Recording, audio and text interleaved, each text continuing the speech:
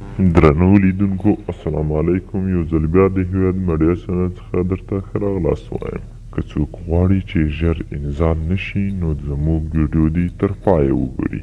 د جنسي قوت زیاتېدو اسانه لارې. د ډیرو نارینه‌وو یوه لویه اندېښنه د خپل جنسي قوت په اړه وي. ډیر فکر کوي چې ژر انزال کیږي، خو علمي څېړنه وایي که څوک تر یوې دقیقې په لږ وخت کې انزال په عامه اصطلاح خلاص شو د ستونزه لري، کني دغسې نه ده. له دې سره چې حقیقت همداسې دی، ډیر نارینه غواړي چې مقابل لوري ته ځان قوي وښیي او ژر خلاص نشي. په امریکا کې شوې څېړنې وایي چې د دې لپاره چې نارینه له دې ستونزې خلاص شي، تر ټولو اسانه او بې ضرره لار یې دا ده چې د ادرار کولو په مهال څو ځلې متیازې بندې او بیرته دوام ورکړي. دوی وایي که څو ځلې ادرار د 4 یا 5 ثانیو لپاره ودرول شي نو د مثانې او د ادرار کنټرول عضلې غښتلي کیږي. د دغو عضلو پیاوړتیا د ژر انزال کېدو له مخنیوي سره